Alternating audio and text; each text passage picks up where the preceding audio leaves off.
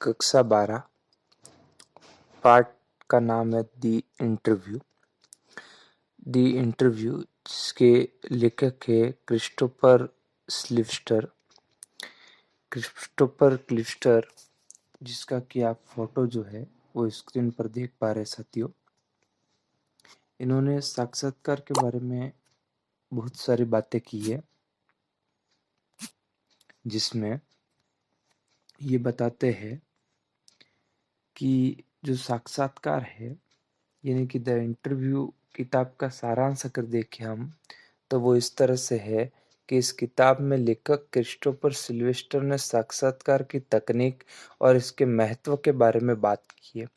उन्होंने पत्रकारिता के क्षेत्र में साक्षात्कार की तकनीक के बारे में बताया है।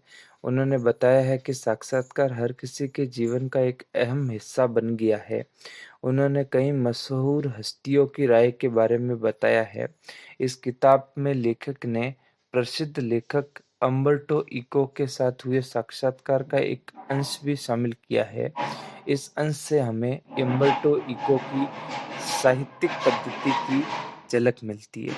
साक्षात्कारकर्ता ने यानी कि अपने लेखक क्रिस्टोफर सिल्वेस्टर ने अम्बर्टो इको से पूछा कि वह अलग-अलग तरह से कैसे काम करता है।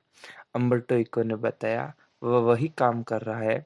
अम्बर्टो इको ने कहा कि वह बच्चों के बारे में उनकी जो भी किताबें हैं वे शांति और अहिंसा के बारे में बात करती है। और अम्बर्टो इको ने बताया कि वह सप्ताह के दौरान अकादमिक सम्मेलनों में भाग लेते हैं और रविवार को उपन्यास लिखते हैं। क्रिस्टोफर स्लिवेस्टर ने ये कहानी साथियों एडिट की है, ना कि लिखी है। एडिट करने का अर्थ यह हुआ साथियों कि लिखी तो तब होती जब स्वयं क्रिस्टोफर सिल्वेस्टर ने किसी का इंटरव्यू लिया होता। दूसरों के लिए गए इंटरव्यू तथा उनके आधार पर जो बातें हैं उनको एडिट करके इस किताब में इन्होंने लिखा है साथियों। अब हम आगे चलते हैं। क्रिस्टोफर सिल्वेस्टर द्वारा लिखित द इंटरव्यू इनकी एक किताब है साथियों, penguin book of interviews.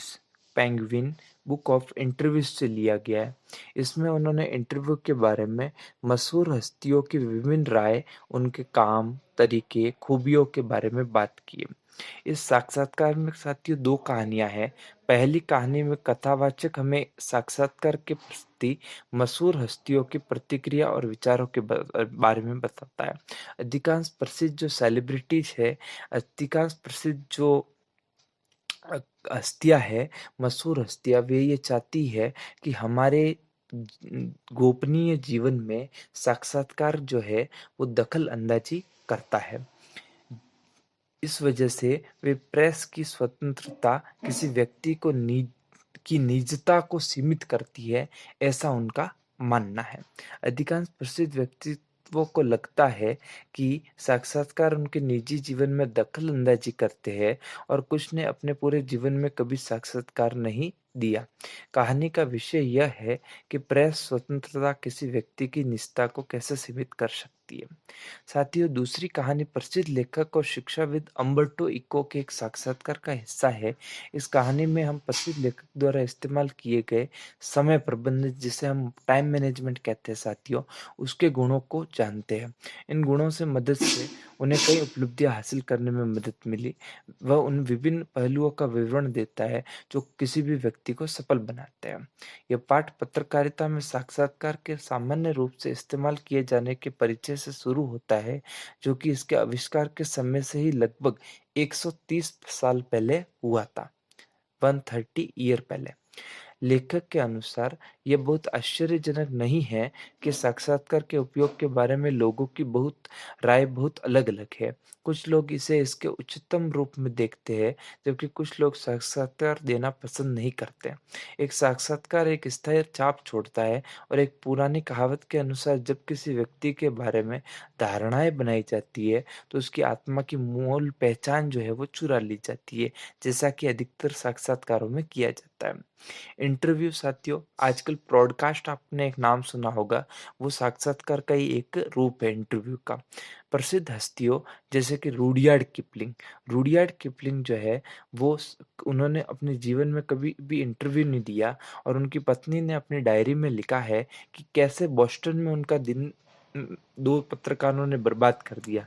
Kipling साक्षात्कार को एक हमले की तरह मानते थे, एक ऐसा अपराध जिसके लिए इंटरव्यू लेने वाले को सजा होनी चाहिए। उनका मानना है कि एक सम्मानित व्यक्ति कभी भी साक्षात्कार के लिए नहीं कहेगा या साक्षात्कार देगा भी नहीं। मुकुंद द हिंदू अखबार से और इटली के बोलोग्ना विश्वविद्यालय के प्रोफेसर अम्बर्टो इको के बीच साक्षात्कार का एक अंश है, जिन्होंने कथा लेखन की ओर रुख करने से पहले ही सेमियोटिक साहित्यिक विचार व्याख्या और मध्ययुगीन सौंदर्य शास्त्र पर अपने विचारों के लिए एक विद्वान के रूप में एक शानदार प्रतिष्ठा हासिल कर ली थी। साक्षात्कार उनके उपन्यास द नेम ऑफ द रोज की सफलता के इर्द गिर्द घूमता है। द नेम ऑफ द रोज 3 बार बोला नाम साथियों, इसलिए ध्यान रखें अम्बर्टो इको की रचना है, जिसकी 10 मिलियन से अधिक प्रतियां बाजार में बिक चुकी है। और साक्षात्कारकर्ता उनसे ये पूछकर शुरू करता है कि अम्बर्टो इतने सारे अलग-अलग काम कैसे कर पाते हैं? जिसके जवाब में वे कहते हैं कि वे भी यही काम कर कर रहे हैं। वे आगे ये भी बताते हैं कि बच्चों के बारे में ये उनकी किताबें शांति और अहिंसा के बारे में बात करती है, जो अंततः दर्शन शास्त्र में उनकी रुचि को दर्शाती है। अम्बर्टो खुद को एक अकादमिक विद्वान के रूप में पहचानते हैं, जो सप्ताह के दौरान अकादमिक सम्मेलनों में भाग लेते हैं और रविवार को ही केवल उपन्यास लिखते हैं। उन्हें इस बात से कोई परेशानी नहीं है कि उन्हें एक उपन्यासकार के रूप में पहचाना जाता है, न कि एक विद्वान के रूप में पहचाना जाता है, क्योंकि वे जानते हैं कि विद्वानों के काम के साथ लाखों लोगों तक पहुंचना मुश्किल है। उनका मानना है कि किसी के जीवन में भी खाली जगह होती है, ठीक वैसे ही जैसे परमाणु और ब्रह्मांड में खाली जगह होती है, जिन्हें वे अंतराल कहते हैं साथियों। 130 साल पहले इसके आविष्कार के बाद से साक्षात्कार पत्रकारिता का एक आम हिस्सा बन गया है। आज लगभग हर साक्षर व्यक्ति ने अपने जीवन में किसी न किसी समय इंटरव्यू पढ़ा होगा या दिया होगा। जबकि दूसरे दृष्टिकोण से पिछले कुछ वर्षों में बहुत सारे जो हज़ारों जो सेलिब्रिटीज़ है, हीरो, हीरोइन है, वे इंटरव्यू देते रहते हैं और कुछ का तो बार-बार इंटरव्यू लिया जाता है। इसलिए आश्चर्य की बात नहीं है कि साक्षात्कार के बारे में लोगों की अलग-अलग धारणाएँ हैं। तो साथियों यहीं पे अपना जो पाठ है वो समाप्त होता है।